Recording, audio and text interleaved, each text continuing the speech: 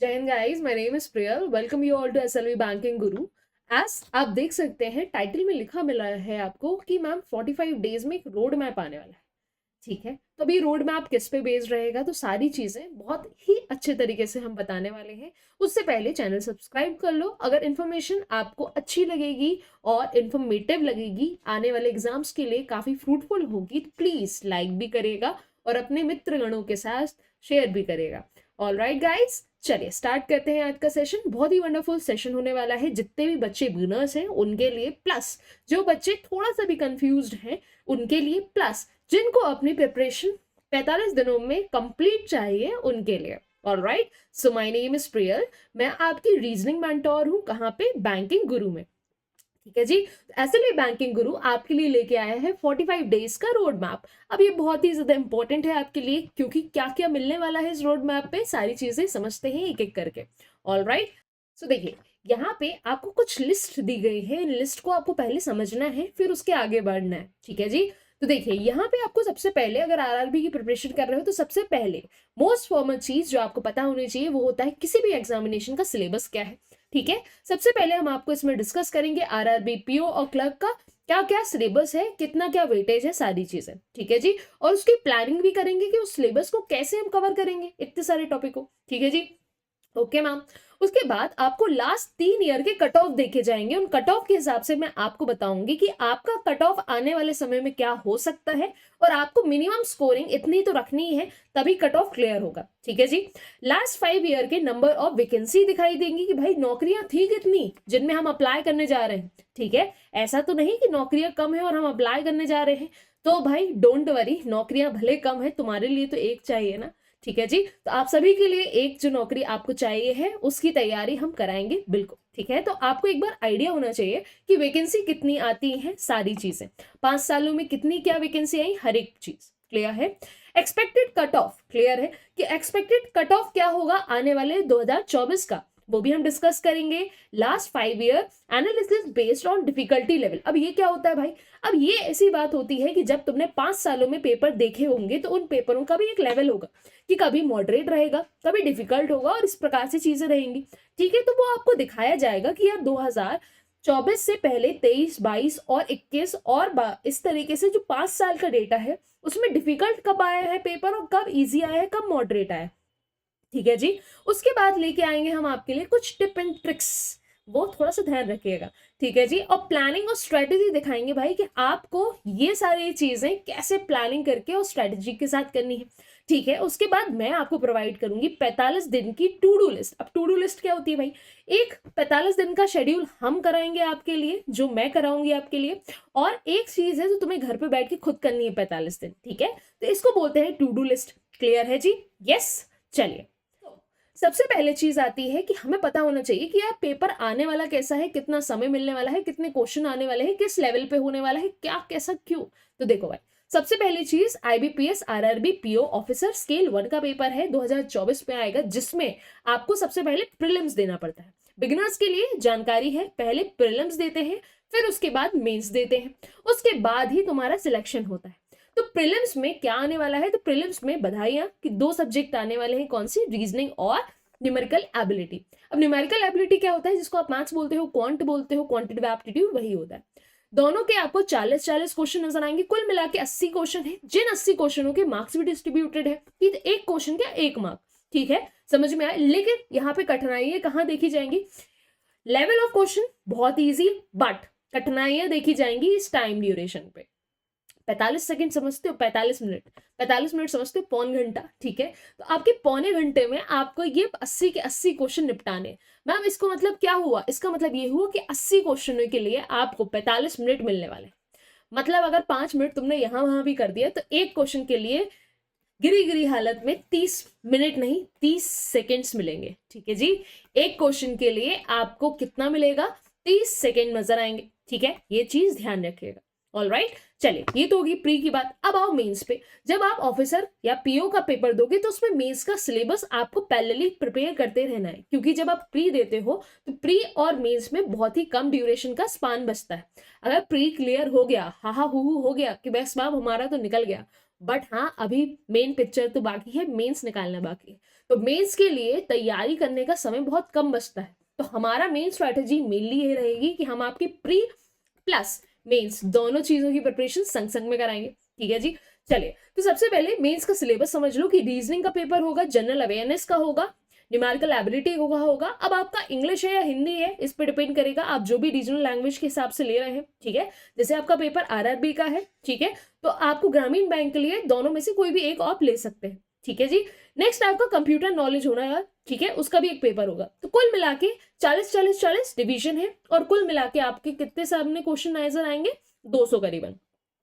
Distribution समझो आप।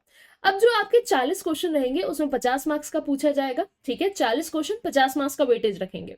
इसी तरीके से न्यूमेरिकल एबिलिटी भी 50 मार्क्स का। अब मतलब इसमें से ज्ञान क्या मिला आपको, यहाँ पे ये ज्ञान मिला कि यहाँ भी आपका रीजनिंग और मैथ्स ही थोड़ा सा एडवांटेजेस रहेगा। ओके जी, चलिए फिर उसके बाद आपको ये 3 सब्जेक्ट पे भी फोकस करना है, क्योंकि ये चीज आपको 200 मार्क्स ही पूछी जाने वाली।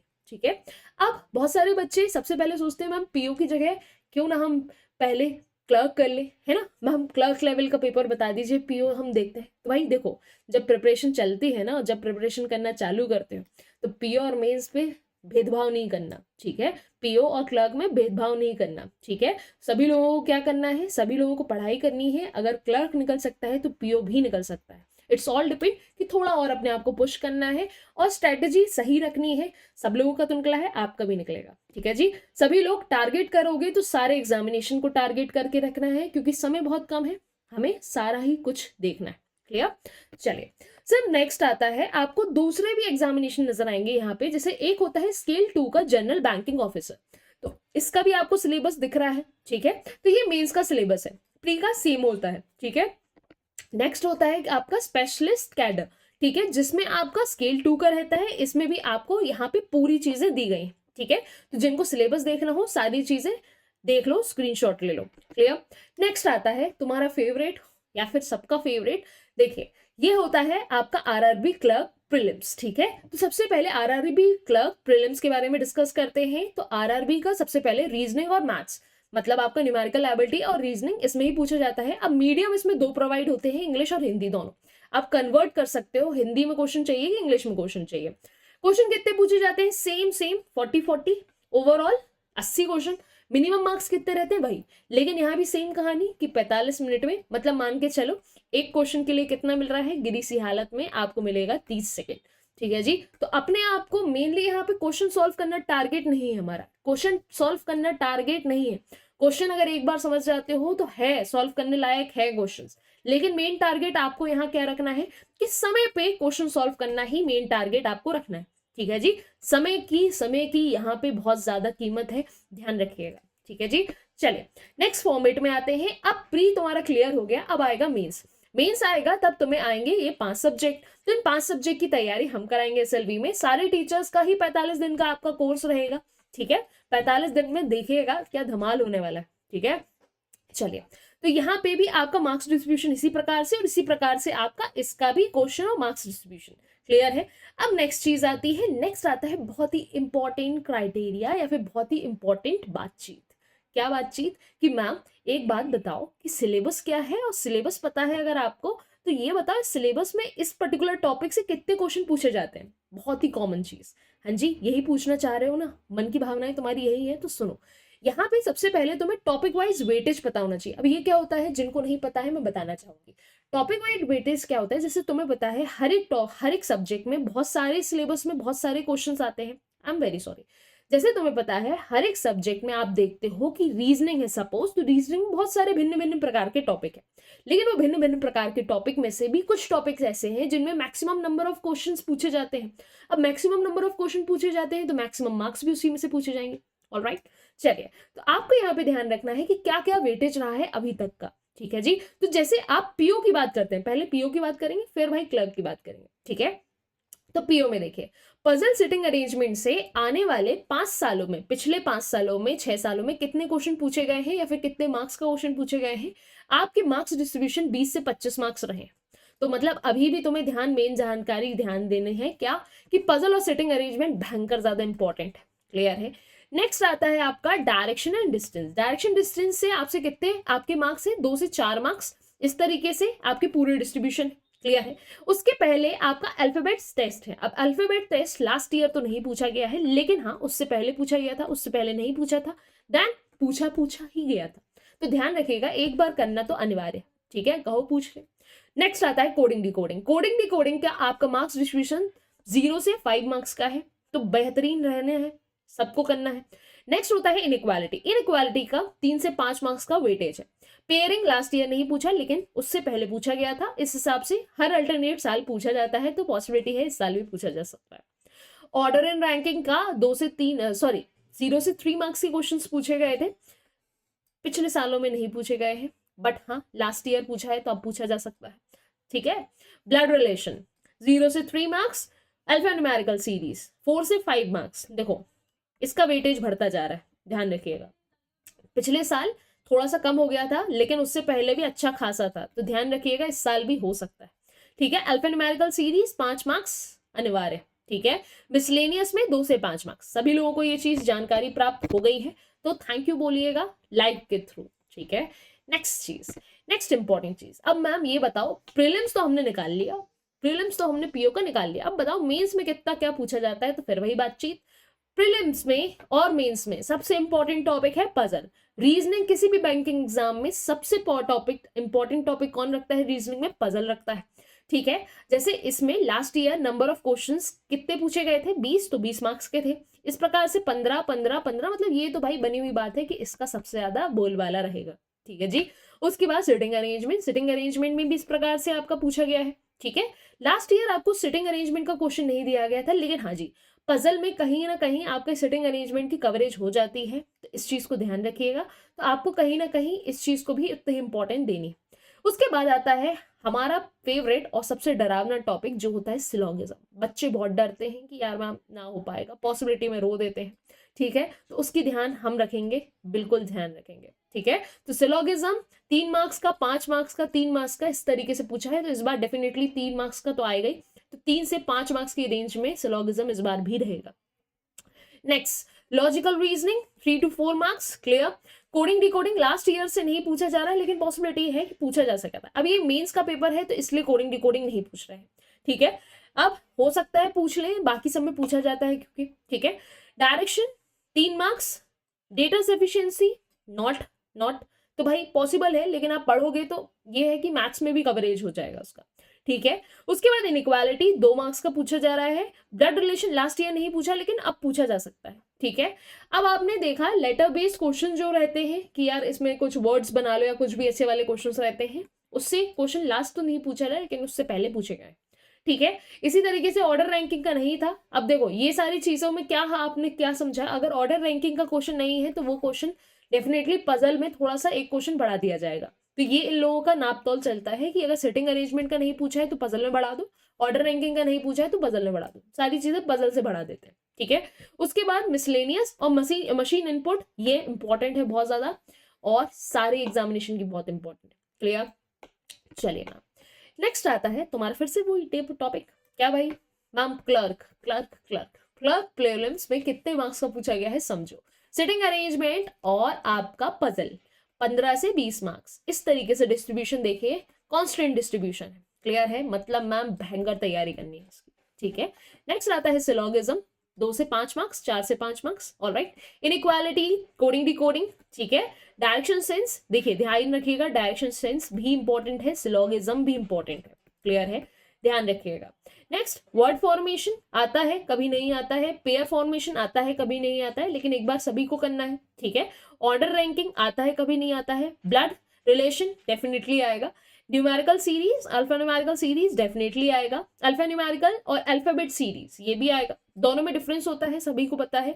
अल्फाबेट न्यूमेरिकल सीरीज और नंबर सीरीज, अब 2 लोगों को यह आइडिया होना चाहिए कि अल्फा न्यूमेरिकल सीरीज और नंबर सीरीज में डिफरेंस, ठीक है। तो अल्फा न्यूमेरिकल सीरीज में कैसी सीरीज दिखती है, आपको अल्फाबेट दिखते हैं ABCD, कहीं भी उनके बीच में आपको सिंबल नजर आते हैं, कुछ नंबर नजर आते हैं, ये अल्फा न्यूमेरिकल सीरीज होती है। और नंबर सीरीज क्या होती है, जैसे आपको 1 दे दिया, 2 दे दिया, 3 दे दिया, रिलेशन निकालना रहता है। नंबर सीरीज जो आप मैथ्स में पढ़ते हो वही चीज है, क्लियर है। और मिसलेनियस के 2 से 5 मार्क्स, क्लियर। अब आओ भाई मेंस में, मेंस की तैयारी हमारे साथ देखो भाई, फिर से पजल लेवल बढ़ता जाएगा पजल का, क्लियर है। सिलोगिज्म बोला है, बहुत इंपॉर्टेंट है, बहुत ही ज्यादा इंपॉर्टेंट है आरआरबी के पेपर के लिए, ठीक है। ऑर्डर रैंकिंग लास्ट ईयर नहीं पूछा लेकिन उससे पहले पूछा है, लेकिन अगर तुम पजल करोगे तो ये भी आराम से कवर अप हो जाएगा। डिस्टेंट डायरेक्शन हो जाएगा, चिंता नहीं करने का, ठीक है। मशीन इनपुट नहीं पूछा है, लेकिन हाँ जी पीओ में पूछा जा सकता है, तो यहाँ पे भी करने में क्या दुविधाएं हैं, कर लेना एक बार, ठीक है। उसके बाद blood relation 3 marks, coding decoding 5 marks, miscellaneous 2 marks. Clear है जी, सभी लोगों को समझ में आ रहा है बातचीत, 40 मार्क्स का डिस्ट्रीब्यूशन सभी को क्लियर हो रहा है, यस मैम। अब आओ हमारी बातचीत पे, हमारी बातचीत क्या है यहाँ पे, हमारी बातचीत ये है कि हम देते हैं तुम्हें 45 दिन अपने, और तुम्हें क्या कराते हैं, पूरी प्रिपरेशन, ठीक है। कैसे प्रिपरेशन, हमने पूरी स्ट्रैटेजी बना ली है, बस तुमको आने की देर है और तुम्हें पढ़ने की देर, ठीक है। अब यहाँ पे जो स्ट्रैटेजी बनी हुई है, अब तुम बोलोगे मैम आपने ये वाले टॉपिक कभी कभी तो हमें पढ़ा दिए हैं, ऑलरेडी प्लेलिस्ट में जाएंगे तो आप बोलेंगे मैम आपने पढ़ाए हुए, लेकिन अभी इस बार 45 दिनों में हमारा मेन टारगेट क्या रहेगा, आरआरबी। जितने भी आरआरबी का फॉर्मेट है, जितना भी लेवल ऑफ आरआरबी है, उसी लेवल पे ये क्वेश्चंस आपसे पूछे जाएंगे। अब बच्चे बोलेंगे कि मैम ये बेसिक से तो नहीं सिखाने लोगे, नो, बेसिक से नहीं सिखाएंगे। सबसे पहले होता है ना, पहले आपको थ्योरी सिखाई जाती है, फिर उसके बाद क्वेश्चन कराए जाते हैं, फिर उसके बाद प्रीवियस ईयर क्वेश्चन कराए जाते हैं। हमारा मेन टारगेट रहेगा, थ्योरी ऑलरेडी हमने पढ़ा दी है, अब हम आपको डायरेक्टली टारगेट करेंगे क्या, डायरेक्टली अब हम टारगेट करेंगे क्वेश्चन। सब क्वेश्चंस आपको लेके आएंगे, अलग अलग टॉपिक्स के क्वेश्चंस लेके आएंगे, ठीक है, जो आरआरबी पे बेस्ड रहेंगे, ठीक है। उन क्वेश्चंस की प्रैक्टिस हम फाउंडेशन से ही कराएंगे, अगर आप बिगिनर हैं तो आप बता दीजिएगा, तो हम उस क्वेश्चन को फाउंडेशन से ही उठा लेंगे आपके लिए, ठीक है। और हम मल्टीपल क्वेश्चंस का सेट कराएंगे आपको, जैसे ब्लड रिलेशन ले लिया तो ब्लड रिलेशन के मान के चलिए आप 40 क्वेश्चन करा दिए एक क्लास में, ठीक है। इस तरीके से एनालॉजी के 40 क्वेश्चन, और इस तरीके से हम सारी चीजें डिवाइड करके रखें। तो आपका यहाँ पे इस तरीके से डिस्ट्रीब्यूशन है कि 1-1 घंटे इन सब में देना है हमको, और आपको भी साथ में हमारे। उसके बाद आता है मैम, हम देख रहे थे सब जगह पजल बहुत ज्यादा पूछा जा रहा है, तो देखिए भाई पजल हम सबसे ज्यादा समय देके आपको कराएंगे, ठीक है। उसके बाद आता है सिलोगिज्म, इसमें भी बहुत ज्यादा समय देने वाले हैं, क्योंकि भाई पॉसिबिलिटी में बच्चा डब्बा गुल करता है, एक क्लास में तुमसे ना हो पाएगा, पॉसिबिलिटी के लिए मल्टीपल क्लासेस की जरूरत रहेगी, क्योंकि सिलोगिज्म अभी नहीं, आरआरबी के अलावा भी और भी पेपर दोगे ना, उसमें भी भयंकर पूछा जाता है, ठीक है जी। तो ये तो भयंकर पूछे जाने वाले टॉपिक है, तो इन पे अभी से कमांड बना के रखनी, ठीक है। और उसके बाद कॉज इफेक्ट डिसीजन मेकिंग, जो आप बोलते हो ना, क्रिटिकल रीजनिंग, ठीक है, असर्शन रीजन, स्टेटमेंट अजम्पशन, ठीक है, कंक्लूजन, कॉशंस, ठीक है, ये सारी चीजें आपकी कवर अप है। ये तो हो गई भाई तुम्हारे 21-22 घंटे की कहानी। उसके बाद कहानी देख लो कितने घंटे हो गए, 3-3-6-3-9, ठीक है, 3-3-6-3-9, और ये हो गया 11। यहाँ देख लो भाई, ये आपके कितने घंटे हो गए, 3-3-6-3-9-3-12, और ये 13, ठीक है। इस तरीके से तो आपके 20-25 घंटे हो गए। अब बचे हुए हैं कितने घंटे मैम, करीबन 15 घंटे, या फिर बोल सकते हो करीबन 25 घंटे, 20-25 घंटे बचेंगे। तो उनमें भी भाई हमने कुछ सोच के रखा है। क्या सोच के रखा है, जब तक आप जर्नी स्टार्ट करते हो किसी भी एग्जामिनेशन की, तो सबसे पहले उसकी बैक जर्नी देखनी रहती है। बैक जर्नी किसको बोलते हो, प्रीवियस ईयर क्वेश्चन को, ठीक है। प्रीवियस ईयर क्वेश्चन हमेशा हमने बचपन से पढ़ा है कि यार मम्मी लोगों ने भी यही सिखाया है क्या, कि सबसे पहले बेटा पिछले साल के जो क्वेश्चन आए हुए हैं वो देख के जाना, वरना तुम्हें पैटर्न नहीं समझ में आएगा, कितना क्या पूछा जाएगा वो समझ में नहीं आएगा।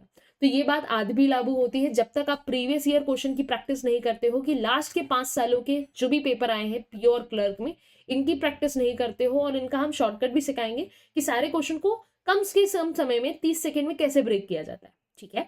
नेक्स्ट आएगा आपका, इतना समय देने के बाद अब हम लेके आएंगे अपने तरफ से 10 घंटे का महामॉक। अब 10 घंटे एक साथ नहीं, डिपेंडिंग रहेगा, 2-2 घंटे, 1-1 घंटे, इसमें हम अपने तरफ से कुछ क्वेश्चंस तुम्हारे सामने रिप्रेजेंट करेंगे, जो इंपॉर्टेंट क्वेश्चंस रहेंगे, ठीक है। इन इंपॉर्टेंट क्वेश्चन की तैयारी आपको हमारे साथ करवानी, ठीक है। और इन तैयारियों में सारे टॉपिक आने वाले हैं, और सिंपली यही मॉक आएगा, जो आने वाला पेपर है उसी पे बेस्ड एक मॉक बनाया जाएगा, रिप्रेजेंट किया जाएगा। इस तरीके से जब तक पेपर नहीं करीब आ जाता, हम आपको डायरेक्टली मॉक कराते जाएंगे, ठीक है जी। चलिए, तो ये होपफुली आपको समझ में आया है। इसी तरीके से 45 दिन की जर्नी आपकी रहेगी। अब आगे बहुत सारी और भी इंपॉर्टेंट बातें, ठीक है, सुनिएगा अच्छे से। चलिए, अब नेक्स्ट हमने बताया था कि यार हम आपको ये बताने वाले हैं कि 5 सालों में वैकेंसी कितनी आई थी, मतलब जॉब्स कितनी आई थी।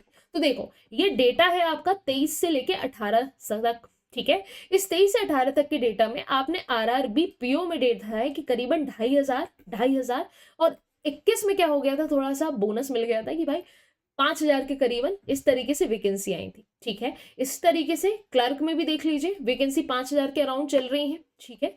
और यहाँ पे फिर बोनस थोड़ा सा हुआ था, बढ़ गई थी वैकेंसी, क्लियर है। यहाँ पे ड्रॉप डाउन हुई थी, ठीक है। तो अभी भी चांसेस यही है कि 2,500 के करीबन फिर से आए और 5,000 के करीबन अभी भी आए। तुम्हें तो एक चाहिए ना, ले लोगे तुम आराम से, पढ़ाई करनी चाहिए तो सब हो जाता है, ठीक है जी, क्लियर है। अब नेक्स्ट इंपॉर्टेंट चीज है मैम, कट ऑफ कितना जाता है स्टेट वाइज, ठीक है। तो देखिए general, OBC, SC and EWS, ठीक है।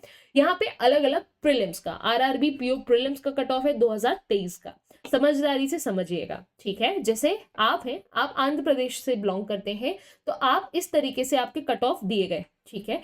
जैसे असम का कट ऑफ जनरल का 50 है, ठीक है। बिहार का लास्ट ईयर 45 गया था, ठीक है। इस तरीके सारे कट ऑफ, गुजरात का इतना गया था जनरल कैटेगरी में, और बाकी सबका डेटा जितना हमारे पास अवेलेबल है हमने आपको शो किया है, ठीक है।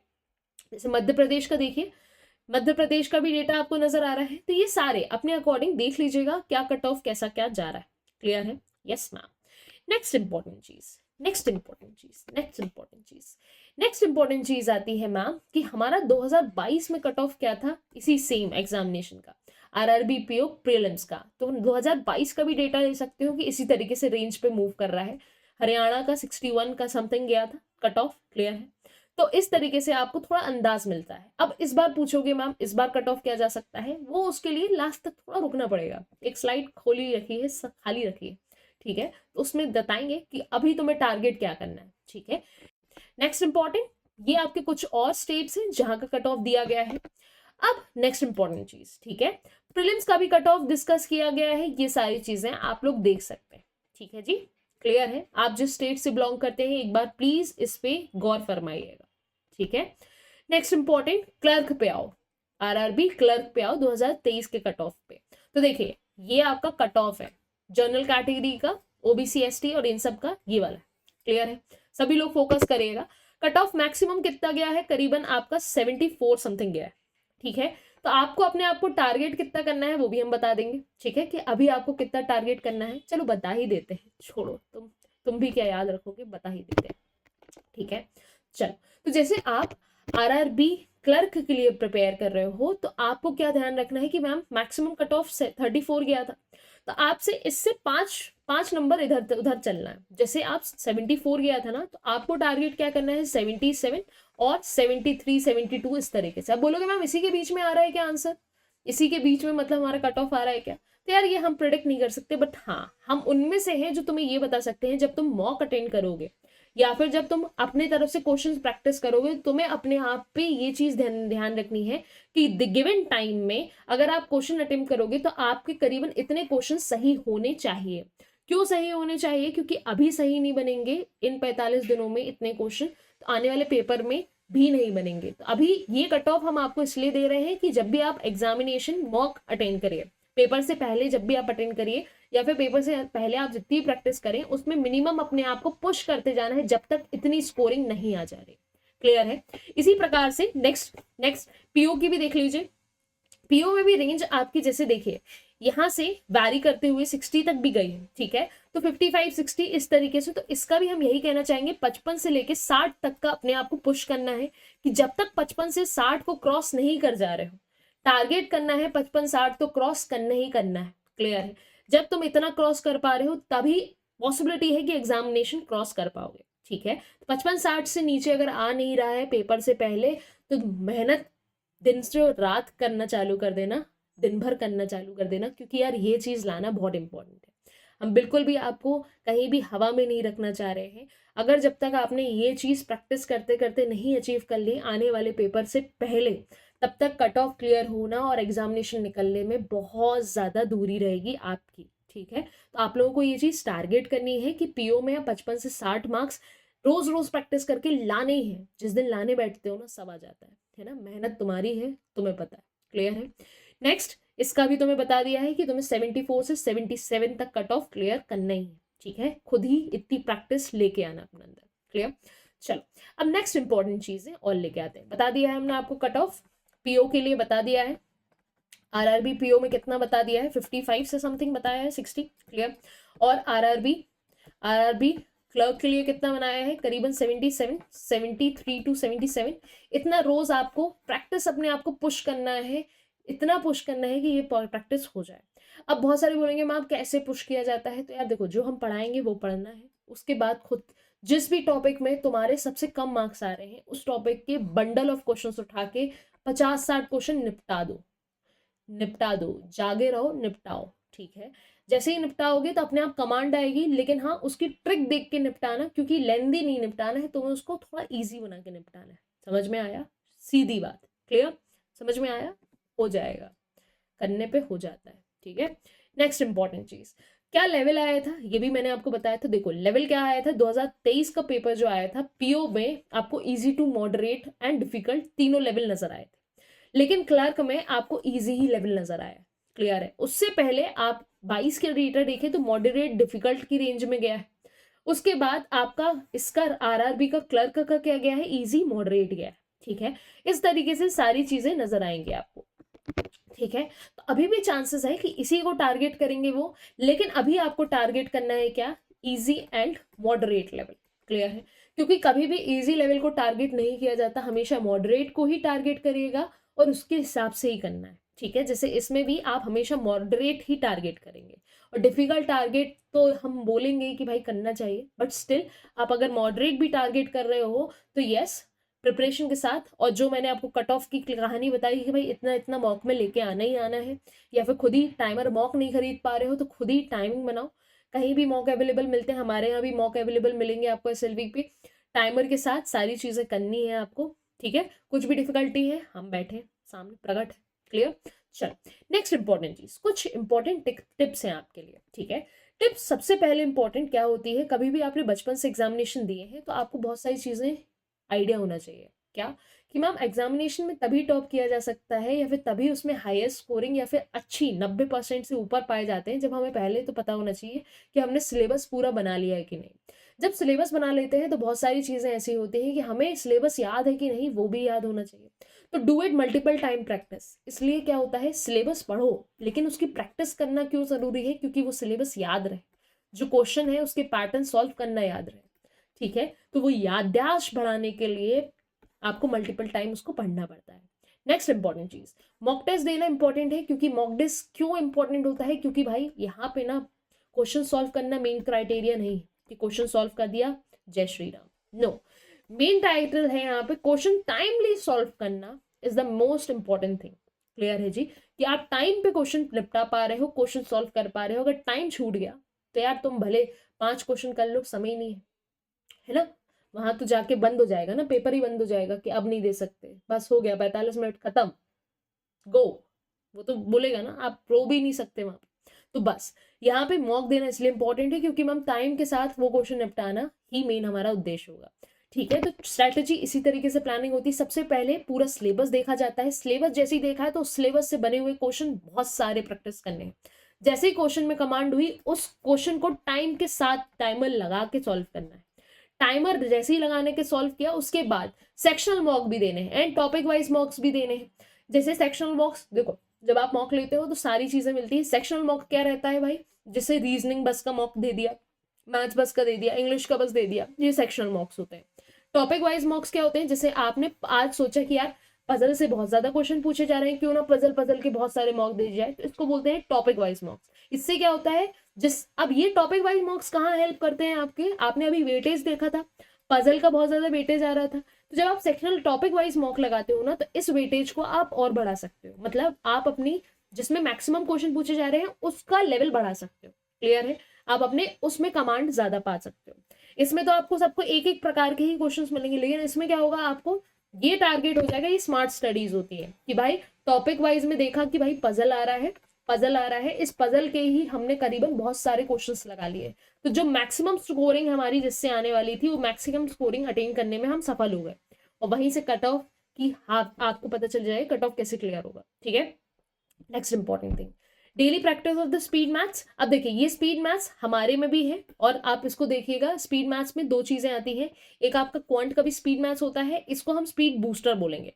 थोड़ा सा इसमें देख लीजिएगा। स्पीड बूस्टर, अब स्पीड बूस्टर क्या होता है, आप लोग यहाँ पे मैथ्स को हटा दीजिएगा। स्पीड बूस्टर क्या होता है, स्पीड बूस्टर मतलब आपके कुछ टॉपिक्स होते हैं। कौन कौन से टॉपिक होते हैं, जैसे इनइक्वालिटी होता है आपका, ठीक है, सिलोगिज्म होता है, डायरेक्शन डिस्टेंस सेंस होता है, ब्लड रिलेशन होता है, ये ना थोड़े इजी इजी क्वेश्चन होते हैं, कोडिंग डिकोडिंग होता है, ठीक है। तो स्पीड बूस्टर की आपको डेली प्रैक्टिस करनी है, इनसे रिलेटेड 20-20 क्वेश्चन लगाने ही है, कहीं से भी रेंडमली ढूंढो लेकिन हाँ सॉल्व करो, जिससे भूलो ना, ठीक है।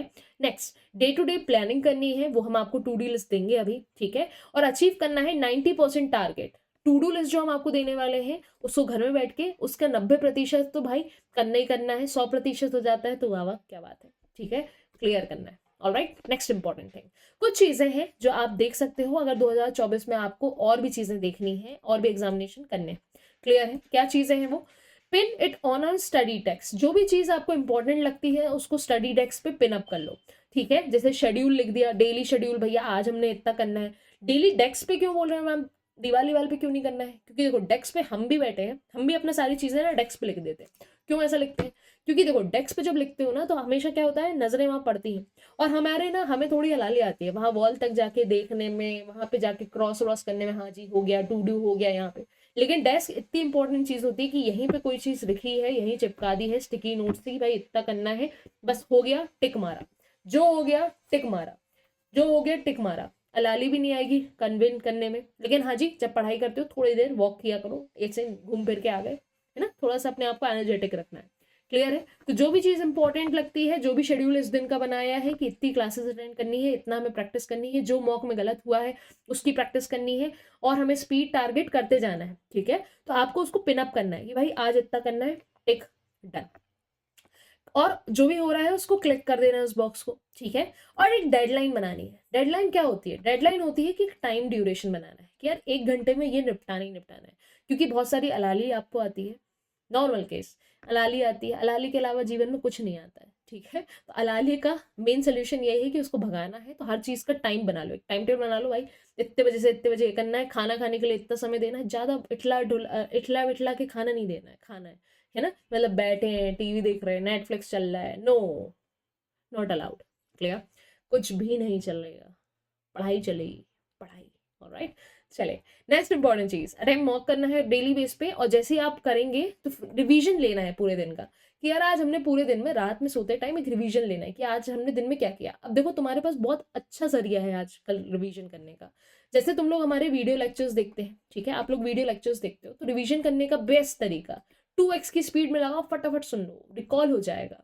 और आप लोग अगर हमारी लाइव क्लासेस में रहते हैं तो आप लोगों के नेम भी अनाउंस होते हैं, तो आपको अपनी भी मिस्टेक समझ में आएगी कि यार इस वाले क्वेश्चन में हमसे नहीं बना था, या ये क्वेश्चन हमसे सबसे पहले बना था, ठीक है। तो वो अलग एक बूस्टर पोर्शन हो जाता है आपका, ठीक है। आपने ये चीज कर ली, उसके बाद आपकी क्या होगा, गियर अप हो जाएगी आपकी प्रिपरेशन ओवरऑल, क्योंकि यार दिन भर में जो हमने पढ़ा है अगर उसका रिवीजन नहीं होता ना तो बहुत सारी चीजें ना छूट जाती हैं, तो एक बार रिवाइज करना बहुत इंपॉर्टेंट होता है, ठीक है। जब भी आप स्कूल में भी पेपर दे के आते थे तो एक बार क्या करते थे, पेपर से पहले अरे जल्दी जल्दी पन्ने पलट लेना, जल्दी पन्ने पलट लो क्योंकि पेपर देने जा रहे, रिवाइज हो जाए। तो भाई यहाँ भी वही चीज है, अब भाई इतना बड़ा सिलेबस का पेपर के पहले तो पन्ने नहीं पलट पाओगे, लेकिन एक काम तो कर सकते हो, रोज जो पढ़ा है उसका तो पन्ने पलट सकते हो ना, कि भाई आज हमने इतना बड़ा पन्ने पलट लिए, है ना, वाजिब सी बात। Next, analyse, do not forget to analyse the mock, जो मॉक देते हो एनालाइज करना नहीं भूलना। अब एनालाइज का मतलब क्या हुआ, उसको ताड़ना नहीं, मॉक में जो क्वेश्चन नहीं बना है उस क्वेश्चन को देखना है कि यार किस पैटर्न पे क्वेश्चन, जैसे मैं बताती हूँ, जैसे तुमने एक पजल निकाला, ठीक है, एक पजल निकाला, स्टॉक बेस्ड पजल था, ठीक है, स्टैक बेस्ड पजल था, इस स्टैक बेस्ड पजल तुमसे नहीं बना सपोज, अब तुमने एनालाइज करा क्या, तुमने इसको सुधार के कहीं ना कहीं सोल्यूशन देख के तुमने इसको सॉल्व करके लिख लिया, ये एनालाइज नहीं होता है। एनालाइज क्या होता है, मैम हमारा स्टैक बेस्ड पजल नहीं बना हमसे, तो मेन आपकी स्ट्रैटेजी क्या होनी चाहिए कि भाई जब हमसे ये क्वेश्चन नहीं बना तो हमें इससे रिलेटेड इसी के 10 क्वेश्चन और ढूंढने हैं, या 5 ढूंढ पाओगे, 5 क्वेश्चन इसी प्रकार के ढूंढने हैं, नेट है ना, सब मिल जाता है, और उन 5 क्वेश्चनों को उसी समय पे बनाना है। इसको तो छोड़ दो, ये तो बनाना ही है, उसके अलावा सेम टॉपिक के 5 क्वेश्चन और बनाने हैं। जैसे आपने ब्लड रिलेशन देखा, ब्लड रिलेशन में आपको सपोज कोडेड वाला दे दिया, डिवाइड ये वाला, ठीक है, आपने क्या देखा, मैम हमसे नहीं बना इसकी शॉर्ट ट्रिक आपको, लेकिन हम क्या 45 दिन में उसका शॉर्टकट तो सिखाई देंगे, ठीक है, तुमने एक बार अपने आप को चेक करने के लिए वो क्वेश्चन सुधार लिया, लेकिन हाँ जी अब उससे रिलेटेड तुम्हें 10 क्वेश्चन करने पड़ेंगे। ये तुम्हारी पेनल्टी हो गई, समझ में आया? ये तुम्हारी सजा हो गई कि तुमसे ये वाला क्वेश्चन नहीं बना तो मतलब इसकी सजा क्या मिलेगी तुमको कि इसके 10 क्वेश्चन बनाने पड़ेंगे। अब ये सजा बहुत ज्यादा फ्रूटफुल होगी तुम्हारे लिए, क्योंकि जब तुम जिस टॉपिक तुमसे नहीं बना उसके 10 क्वेश्चन बना लेते हो ना, तो डेफिनेटली नेक्स्ट टाइम जब वो टॉपिक टकराता है तो बन जाता है। ठीक है, तो ये सजा को एक तरीके से फ्रूट की तरह लेना, तो डेफिनेटली ये चीज बनेगी। इसको बोला जाता है मेनली एनालिसिस। एनालिसिस और कुछ नहीं होता, जो टॉपिक नहीं बनता है किसी भी सब्जेक्ट में, जो टॉपिक नहीं बनता है तो उस टॉपिक को हम बोलते हैं कि यार ये टॉपिक थोड़ा सा हिल डुल रहा है, थोड़ा सा डगमगा रहा है, तो उस क्वेश्चन को क्या करते हैं, उस टॉपिक के रिलेटेड बहुत सारे क्वेश्चन ढूंढते हैं और उन क्वेश्चंस को हम करने की प्रयास में जुट जाते हैं। ठीक है, उससे हो जाता है क्या कि वो टॉपिक बन जाता है थोड़ा सा हमारा क्या, स्ट्रॉन्ग टॉपिक। समझ में आया? और वीक एरिया को अकॉर्डिंगली वहां पे जज करना है, यही बात है वीक एरिया। नेक्स्ट इंपॉर्टेंट चीज, to do list of 45 days. अब ये विपिन सर और मैंने साथ में दी है आपको, देखिए ये क्वांट की दिखी है आपको टू डू लिस्ट, और ये हमारी दी है। ठीक है, जैसे आपको सिलोगिज्म के 50 क्वेश्चन उठाओ, 50 क्वेश्चन 60 क्वेश्चन उठाओ, जैसे ही आपका टॉपिक हुआ। देखो अभी ऐसा नहीं है, आपने ये पूरी लिस्ट आपको हमारे ऐप पे भी मिल जाएगी एसएलवी पे। हमने आपकी डेट वाइज रखा है कि एक दिन हम सिलोगिज्म कराएंगे इस तरीके से, तो जिस दिन आपका सिलोगिज्म हो जाए या फिर उससे पहले भी करना चाहो, 50 से 100 क्वेश्चन उसी बेस पे निपटा दो। ठीक है, पीडीएफ भरमार मिलने वाले। ठीक है, उसके बाद इनइक्वालिटी, अल्फान्यूमेरिकल सीरीज ऐसे करके निपटाओ। फिर उसके बाद नेक्स्ट चीज क्या है, attend mock test 1 and releasing section 1। Clear है? एक दिन में क्या करना है तुम्हें, क्या करना है कि भाई इस तरीके से कि मॉक टेस्ट निकालना है और रीजनिंग सेक्शन का एक उठाना है। ठीक है, इस तरीके से बीच बीच में मॉक नोट करते जाने हैं। ठीक है, और फिर वीकली रिवीजन लेना है और सारे जितने वीक टॉपिक थे उनको एनालाइज करना है। ये सब बिगिनर्स के लिए भी कि भाई इस तरीके से मूव करना है। ठीक है, नेक्स्ट इंपॉर्टेंट चीज, आप यहाँ पे सारी चीजें देखते जाओगे। अब देखो जैसे जैसे आपका सिलेबस बढ़ते जा रहा है, नंबर ऑफ मॉक्स हम बढ़ाते जाएंगे। ठीक है, नंबर ऑफ मॉक्स बढ़ाते जाएंगे, वीक रिवीजन 2 चलेगा और इसके साथ एक और मॉक भी अटेंड करना पड़ेगा। ठीक है, तो देखो तुमने घर बैठे बैठे ही कितने सारे 10-11 मॉक अटेम्प्ट कर लिए। उसके बाद तो हम भी करवाने वाले हैं मॉक, तुम्हें बताया है 10 मॉक हम भी कराने वाले हैं। उसके बाद सारी चीजें आपको line by line line up करके रखनी है और ये लिस्ट पूरी आपको मिल जाएगी। ठीक है, 45 दिन की पूरी लिस्ट आपके पास है, तो आप लोग ध्यान रखिएगा ये 45 दिन आपको घर पे अकेले बैठ के ये चीज करनी है, ये आपका स्पेशल टास्क है। और जो हम कराने वाले हैं वो आपका बोनस टास्क। ठीक है, मेन चीज है ये करनी है, क्योंकि self practice is the best thing. ठीक है, हम समझाते हैं, कुछ समय आपका व्यर्थ होता है क्योंकि साथ में और भी बच्चे रहते हैं, लेकिन हाँ जी खुद जब इतने क्वेश्चन करते हो, 50-60 क्वेश्चन निपटाते हो, तो तुम्हारा समय तुम्हें पता रहता है, कीमती है। क्लियर है? जब आपको सपोज कोई लेक्चर भी चल रहा है तो उस टॉपिक के कुछ क्वेश्चन निकाल लिए, संग संग में करते गए। आपको लग रहा है कि टीचर थोड़ा एक्सप्लेनेशन कर रहा है तो आपसे बन गया है ऑलरेडी, ठीक है आप सुनते जाओ उसकी बातचीत भी, लेकिन साइड बाय साइड कुछ टॉपिक्स निकालते जाओ उससे, इनइक्वालिटी करते गए, टिक करते गए, टिक करते गए। ठीक है, क्लियर है?